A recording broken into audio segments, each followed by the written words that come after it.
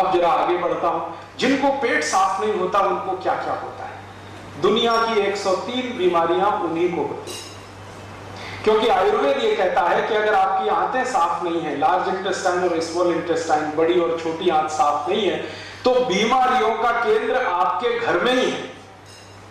और 90% बीमारियां आपको मालूम है कब्जियत से शुरू होती हैं, कॉन्स्टिपेशन से शुरू होती हैं।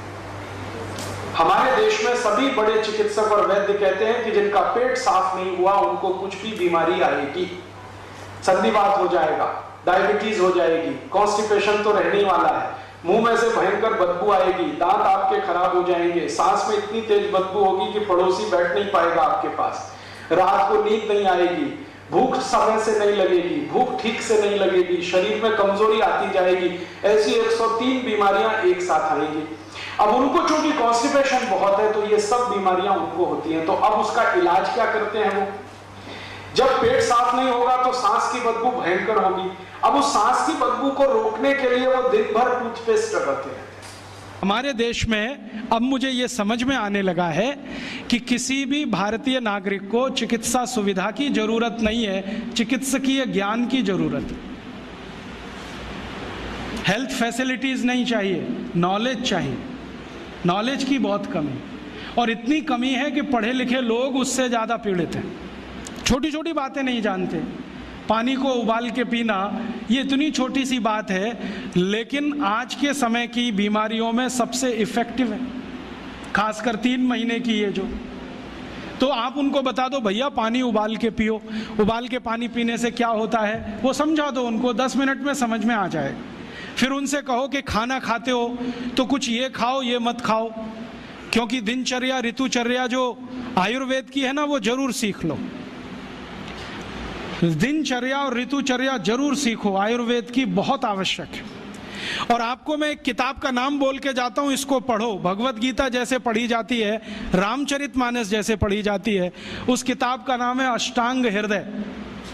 इसका एक दूसरा नाम भी है अष्टांग संग्रह, पुराना नाम अष्टांग हृदय। ये किताब का जो स्वस्थ व्रत है ना, वो ऐसे पढ़ो जैसे आप धार्मिक पुस्तक पढ़ते हो, और उसको बार बार पढ़ो तो याद हो जाएगा, कंठस्थ हो जाएगा। उसमें 2000 सूत्र हैं। ये सूत्र लोगों को बताना शुरू कर दो। छोटे छोटे सूत्र हैं, जैसे खाना खाने के बाद पानी मत पियो, स्वस्थ रहना है जिंदगी भर तो खाने के 1 घंटे के बाद पानी पियो। क्यों नहीं पिए वो आप सब जानते हो, सरल भाषा में उनको समझा दो। फिर उनको बोलो पानी पियो तो घूंट भर भर के पियो, सिप करके पियो, ताकि ज़्यादा लार शरीर में जाए, वात पित्त कफ तीनों संतुलित रहे। ठंडा पानी कभी मत पियो। मैंने दुनिया में ठंडे पानी पीने वालों को बहुत देखा है। यूरोप और अमेरिका के लोग चिल्ड वाटर पीते हैं, बर्फ़ का पानी फ्रिज में रख के पीते हैं। परिणाम जानते हैं क्या होता है? सवेरे जब टॉयलेट रूम में जाते हैं तो 1-1 घंटे बाहर ही नहीं आते। उनको पूछो भाई तुम क्या कर रहे थे 1 घंटे वहाँ? तो कहते हैं न्यूज़पेपर पढ़ रहे थे, मैगजीन पढ़ रहे थे। क्यों पढ़ रहे थे? स्टूल पास नहीं होता। क्यों नहीं होता? कॉन्स्टिपेशन है, जोर लगाना पड़ता है फिर भी नहीं होता। गाना भी गाते हैं मेरे सपनों की रानी कभी आएगी, फिर भी नहीं आती। और अंतिम दुष्परिणाम पता है क्या होता है? उनको पेट साफ तो होता नहीं, तो सांस में से भयंकर बदबू आती है। किसी अमेरिकन यूरोपियन के नजदीक बैठ जाओ, अगर वो लिस्ट्रीन स्प्रे करके नहीं आया तो 1 मिनट नहीं बैठ सकते। हर समय उनको माउथ फ्रेशनर स्प्रे करना पड़ता है, क्योंकि अंतड़ियां साफ नहीं है, कब्जियत है, मल भरा हुआ है, उसमें कचरा जमा है। फिर उनके पसीने में से भी बदबू आती है। क्यों? कब्जियत बहुत है।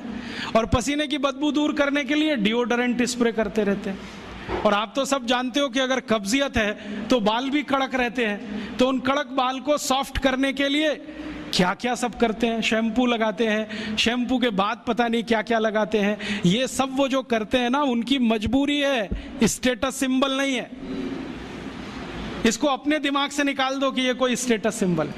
तो सरल भाषा में समझाओ, ठंडा पानी पीने से ये होता है, मत पियो, समझ जाएंगे। फिर उनको बोलो सवेरे उठो तो सबसे पहले पानी पियो।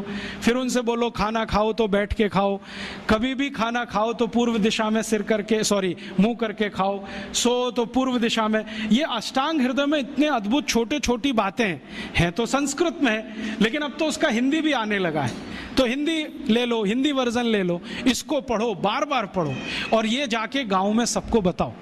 फिर उनको कहो देखो ये तो है स्वस्थ रहने के लिए, अब तुम बीमार पड़ो तो बताओ तुम्हारी बीमारी क्या है, ये बीमारी है तो ये दवा है, ये बीमारी है तो ये दवा है। और मेरा आपसे एक निवेदन जरूर है कि अगर आप होम्योपैथी से भी इलाज करो तो उसकी मूल दवा जरूर बता दो, उनको ये ग्रीक और रोमन नाम में मत फंसाओ। आप कहोगे जी मैं तो ऑसीमम दे रहा हूँ, ये उनको कहो ये तो तुलसी का रस है भैया, तुम्हारे घर में फूलों से बनी हुई है, आसानी से मिलती है, जयपुर में मिलती है, दिल्ली में मिलती है। भंडारी वालों को अक्सर ऑर्डर दे के रखो, हमको इतनी भेजो, उनको जो पता चल गया कि आप प्रचार के लिए कर रहे हो तो मुफ्त में भी दे देंगे आपको। तो इस तरह से आप गांव गांव जाओ, छोटे छोटे शिविर लगाओ, गांव वालों को इकट्ठा करो। गांव वाले बहुत दुखी हैं, शहर वाले भी दुखी हैं, वैसे तो वो दुखी हैं, इसका यही सबूत है कि रामदेव जी आए जयपुर में सवेरे 4 बजे तो सब लोग पहुंच जाते हैं वहाँ, पैसा भी देते हैं, समय भी देते हैं। और 4 बजे रामदेव जी कहें टांग ऊपर उठा लो तो उठा लेते हैं, कहें सिर नीचे कर दो तो कर लेते हैं, ऐसे कर लो तो कर लेते हैं। क्यों? परेशान है, दुखी है, शरीर उनका साथ नहीं दे रहा है, और इतने दुखी हैं कि रामदेव जी तो क्या, कोई टिम्बकटू आ जाए उसी के सामने वो आ जाएंगे, और वो दुनिया भर में घूम के आते हैं अपनी अपनी छोटी छोटी बीमारियां लेके। तो इन जो दुखी लोगों का थोड़ा थोड़ा आप मदद कर दो इलाज के रूप में, ये सब आपके भगत हो जाएंगे।